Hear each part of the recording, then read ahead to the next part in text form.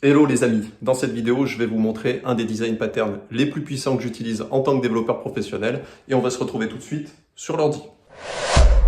Alors tout d'abord, je dois vous faire un aveu, et bien c'est que les design patterns, je les ai détestés pendant des années. En fait, pour moi, les design patterns, c'était ces espèces de graphes avec 70 classes et des flèches dans tous les sens. Et franchement, ça me dégoûtait parce que personne m'expliquait réellement à quoi ça allait me servir. Et à chaque fois que je lisais des articles sur le sujet, j'avais l'impression que c'était réservé à une élite qui me regardait de là-haut en me disant « Oulala, qu'est-ce que t'es pas intelligent, tu connais pas les design patterns ». Donc dans cette vidéo, eh bien j'aimerais vous partager une discussion privée que j'avais eue avec un développeur senior et qui m'avait décoincé justement sur l'utilisation des design patterns. Et enfin, j'ai pu voir concrètement à quoi ça servait. Et effectivement, une fois que vous avez capté le truc, c'est assez génial. Et je me souviens encore, eh bien, la première fois au boulot que j'ai vu dans mon éditeur de code un design pattern, je comprenais même pas comment le code marchait parce que c'était tellement simple, il y avait tellement peu de code qui faisait justement tellement de choses, là où moi j'aurais dû mettre 50 if, else, etc., que ça m'avait impressionné et j'essayais de trouver où était le fichier caché qui permettait de faire tourner tout ça. Bref, on va voir un exemple concret pour que vous aussi vous puissiez utiliser un design pattern sans partir dans des espèces d'explications ou des graphes hyper compliqués. Ce qu'on va faire plutôt, c'est de commencer par le problème, ce qui pour moi est la chose la plus importante, parce que en fait les design patterns sont impossibles à expliquer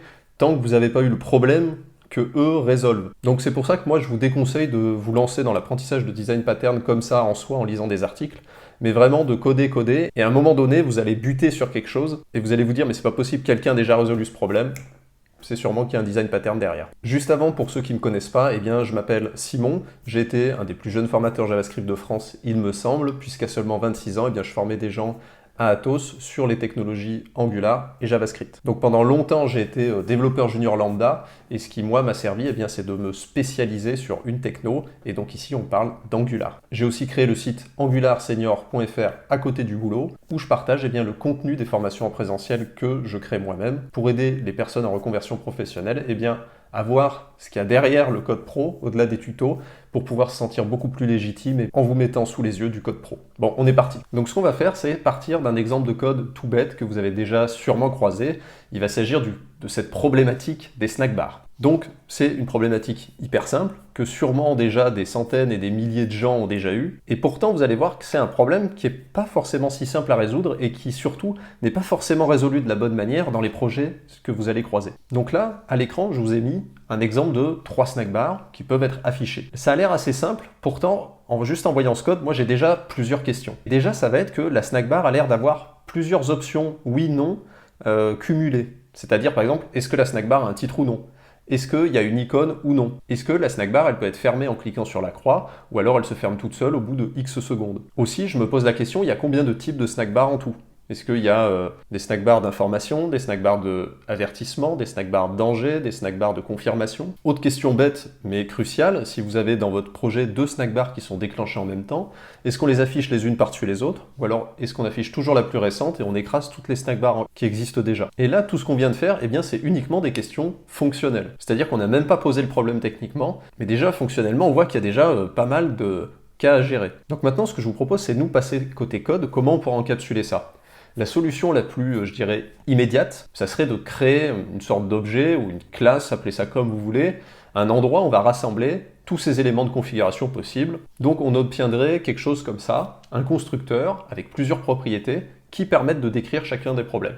Ok? Donc là, on part sur une inplane vraiment intuitive, on est parti, ça commence. Et ça a l'air bien comme solution. Le problème, c'est que maintenant, quand on passe à l'utilisation, qu'est-ce qui va se passer? Eh bien, c'est que encore une fois, ça me rappelle des souvenirs parce que c'est des vrais problèmes qu'on a eu dans la vraie vie. Donc je peux rien citer par confidentialité, mais cette problématique de snack bar, elle a commencé vraiment à nous titiller quand on a dû instancier cet objet config pour déclencher l'affichage des snack bars. Regardez plutôt l'objet que vous avez sous les yeux. Vous voulez créer une simple snack bar qui n'a pas de titre, mais qui est sticky, c'est-à-dire qui va rester à l'écran, et qui devrait rester à peu près 3000 millisecondes à l'écran. Et ce qui est marrant, c'est qu'on fait quelque chose de très simple, mais regardez comme le code, juste pour instancier cette snack bar config, est confus et demande une énergie mentale juste pour comprendre exactement quel snack bar on est en train de construire. Et déjà là, rien que pour moi, il y a un problème à chaque ligne, puisque à chaque ligne, on va devoir gérer le cas où on dit vraiment ce qu'on veut, et gérer un cas un peu par défaut. Par exemple, si on veut pas de titre, qu'est-ce qu'on met? Est-ce qu'on met no title? Est-ce qu'on met une string vide? Est-ce qu'on met nul? Donc vous voyez, à chaque ligne, là, on a un truc un petit peu bizarre à définir. Mais surtout, ce que je vois, moi, c'est, dans le temps, quelle est la pérennité de ce code? C'est-à-dire que là, moi, j'ai créé une snack bar d'information qui dure 3000 millisecondes, mais qu'est-ce qui empêche un autre développeur, qui rejoint le projet plus tard, par exemple, et bien de créer une snack bar d'information qui cette fois-ci durerait 5 secondes, ou alors 2 ou 4. Et donc on se retrouverait avec un comportement assez inconsistant dans le projet. Et surtout ce qui est très important pour moi, c'est que là on a un code qui marche. Et c'est quelque chose que j'entends souvent, c'est le code marche, donc pourquoi est-ce qu'on s'embêterait à pousser la réflexion plus loin? Et c'est là où je m'énerve pas, mais ça fait tilt, c'est que développer du code qui marche, ça fait pas de vous un développeur.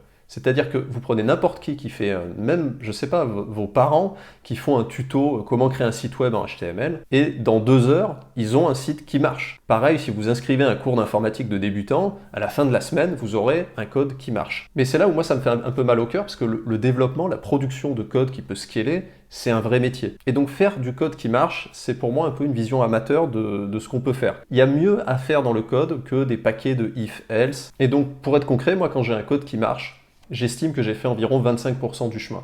Parce que les 75 autres pourcents, ça va être de challenger la solution que j'ai mis. Est-ce qu'elle va durer dans le temps? Est-ce que les autres gens de mon équipe vont comprendre le nommage que j'ai choisi? Est-ce que c'est cohérent? Et donc vraiment, moi, quand j'ai du code qui marche, c'est limite le point de départ et pas du tout l'arrivée. D'accord? Et si vraiment vous cherchez à devenir développeur pro, moi, c'est quelque chose qui m'a beaucoup aidé. On a fait du code qui marche, n'importe qui aurait pu faire ça. D'accord? À coup de if, else, on peut arriver à peu près à faire tourner n'importe quoi. Donc ce que je vous propose maintenant, c'est de challenger cette solution un petit peu bancale. Et donc si on réfléchit bien ce qu'on est en train de faire, c'est une problématique ultra classique. Donc il y a certainement quelqu'un déjà de plus intelligent que nous qui a résolu ce problème. Et fondamentalement, le problème qu'on est en train de résoudre là, c'est pas de créer une snack bar config. Le problème qu'on est en train de résoudre, c'est qu'on doit créer un objet qui a 7 éléments dans le constructeur. C'est-à-dire un objet qui est quand même assez complexe. Et ça tombe bien parce qu'il existe un design pattern qui est dans la famille, il existe 3 familles de design pattern, construction, structure, comportement, et le builder, celui qu'on va voir maintenant, c'est un des design patterns les plus puissants pour construire des objets complexes. Donc la première chose que je vais faire pour construire mon design pattern, ça va être de respecter une convention de nommage qui est comme le design pattern s'appelle le design pattern builder, et bien de suffixer ma classe avec builder. D'accord? Comme ça, je communique aux autres développeurs qu'on est en train de construire une snack bar avec le pattern builder. Donc concrètement, le design pattern, c'est simplement une classe. Ensuite, ce que je vais faire, c'est que je vais prendre, dans mon constructeur, je vais déterminer là-dedans, dans les 7 propriétés qu'on a pour construire une snack bar, quel est le dénominateur commun entre toutes les variations de snack bar qu'on peut construire. Quelles sont les propriétés indispensables de l'objet le plus simple qu'on peut construire. Donc grosso modo, dans une snack bar, tout est paramétrable, le type, la durée, est-ce qu'elle peut être fermée ou non. Mais il y a une propriété qui est commune à tout, ça va être le message qu'on passe dans la snack bar. Donc première chose, constructeur, et je mets le plus petit dénominateur commun, la version la plus simple de l'objet que je veux créer, et je le mets dans le constructeur. Alors je ne sais pas si j'ai été très clair, mais je pense que vous avez à peu près compris. Donc là, j'initialise mon message. Et ensuite, ce que je vais faire, c'est que je vais prendre toutes les autres propriétés, et simplement, je vais permettre à une personne qui va utiliser ce builder eh bien, d'initialiser sa snack bar en définissant les propriétés une par une comme une chaîne de montage. La subtilité ici dans cette deuxième étape, ça va être de dire quels sont les éléments que je ne veux pas permettre à l'utilisateur de modifier. Par exemple, si je veux garantir une cohérence en disant que toutes mes snack bars d'informations dans le projet, elles doivent durer 3 secondes, je ne veux pas permettre à l'utilisateur de définir information et de définir une durée. Parce que je vais avoir quelque chose d'inconsistant. Donc on va voir comment faire ça tout de suite après dans la troisième étape. Mais ce qui est important ici, c'est que je vais mettre private sur les éléments que je ne veux pas exposer publiquement. Je veux construire des objets complexes, ici une snack bar, mais je ne veux pas permettre à tout le monde de faire n'importe quoi, parce que je veux mettre en place un code qui va tenir dans le temps. Et donc en réfléchissant ici, les 2 seules choses que je veux permettre à l'utilisateur de faire, c'est de paramétrer s'il a besoin d'un titre ou non, et de paramétrer s'il veut que sa snack bar, grosso modo, reste à l'écran ou soit immédiatement masquée s'il y a une autre snack bar qui arrive. Ça, je veux permettre aux autres développeurs de mon équipe et à moi aussi de le faire. Par contre, tout le reste, ça, je vais vouloir l'encapsuler dans des configurations spécifiques. Ce qui nous amène à l'étape numéro 3. Dans cette étape numéro 3, eh bien, on va rendre notre travail, entre guillemets, disponible, puisqu'on va permettre aux développeurs qui vont utiliser notre builder eh bien, d'instancier ce fameux objet complexe snack bar. Donc, on va l'exposer. La version la plus simple de ça, c'est d'exposer un build qui, tout simplement, une fois qu'on aura défini toutes les étapes, eh bien, va nous retourner une instance de snack bar. Mais nous, on va être un cran plus malin, puisqu'en fait, on va rendre le build final privé et on va encapsuler nos 4 configurations, info, success, warning et danger, dans des builds spécifiques que eux, on va exposer. Et donc là, ce que vous pouvez voir, c'est que la magie opère, puisqu'en fait, on va encapsuler nos différentes configurations possibles dans ces méthodes de build finale. Et donc maintenant, on est sûr que toutes les snack bars qui sont créées dans le projet, elles sont consistantes et qu'elles sont soit de type information, confirmation, avertissement, danger. Et maintenant, c'est là que la magie va opérer, puisqu'on va pouvoir utiliser ce builder. Enfin, on va voir à quoi ça sert concrètement dans notre code. Et donc là, ce qu'on a à faire, c'est très simple, c'est créer une nouvelle instance du builder en lui passant en paramètre la version la plus simple des objets concrets, c'est-à-dire un message pour la snack bar. Ensuite, on va pouvoir lui définir un certain nombre de propriétés qui sont ouvertes au paramétrage. Et enfin, au final, on va builder cette instance de snack bar avec les 4 méthodes de build qu'on a. Et donc ici, ce que je fais, c'est construire une snack bar de succès. Donc ce que je fais, c'est que là, je vous mets les 2 codes que vous avez, la version ça marche, et puis la version ce que j'appelle senior, c'est-à-dire emmener le code qui marche jusqu'à une version du code beaucoup plus efficace et qui va durer dans le temps. Et donc maintenant, si vous mettez les 2 solutions sous vos yeux, je ne sais pas si comme moi ça va faire Eureka ou pas, mais en tout cas, moi tout de suite, je me suis dit, waouh, ok, tout de suite, en regardant le code, on voit le niveau de précision qui est beaucoup plus avancé. C'est-à-dire que si on prend fondamentalement ce qu'on veut faire et fondamentalement comment c'est exprimé dans le code, eh bien, il n'y a pas photo et on a vraiment la différence entre ce code qui marche et puis vraiment le code que j'appelle senior, c'est-à-dire qui même après avoir été challengé 50 fois, reste probablement une des meilleures solutions qu'on peut implémenter. Donc voilà, en tout cas, grâce au Pattern Builder, vous êtes maintenant capable de créer des objets complexes en décrivant réellement ce que vous voulez faire de manière ultra efficace et vous allez obtenir un code de meilleure qualité qui va mieux durer dans le temps. En tout cas, si vous êtes en entreprise et que vous voyez un code qui ressemble un peu à ça et que vous vous demandiez ce que c'était, eh bien maintenant vous pourrez dire que vous avez reconnu le Design Pattern Builder. Et avant de terminer, je voulais quand même vous mettre en garde, ne tombez pas dans le syndrome Jimmy Neutron, à vouloir utiliser ce Design Pattern jour et nuit pour créer tout et n'importe quoi, d'accord ? Ça demande quand même de rajouter une nouvelle classe dans le projet, et il faut se rappeler que ces Design Patterns sont là pour résoudre des problèmes compliqués.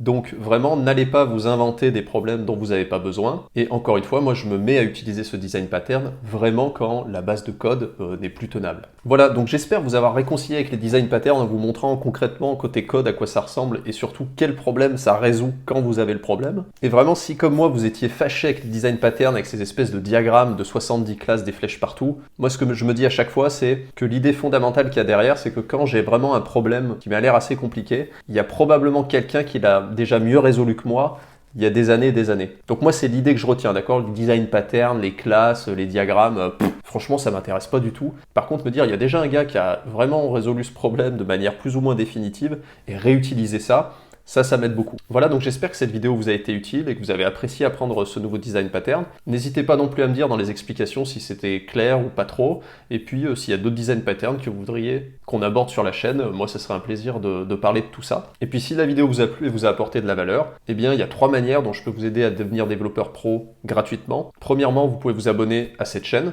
Je publie normalement une vidéo YouTube et un défi JavaScript chaque semaine. J'essaierai d'être plus rigoureux là-dessus à partir de la rentrée. Deuxièmement, vous pouvez interagir dans les commentaires, mettre le fameux petit pouce bleu, etc. Alors le but, c'est pas de faire du réseautage sur les réseaux sociaux, c'est juste que ça permet de faire grandir la chaîne.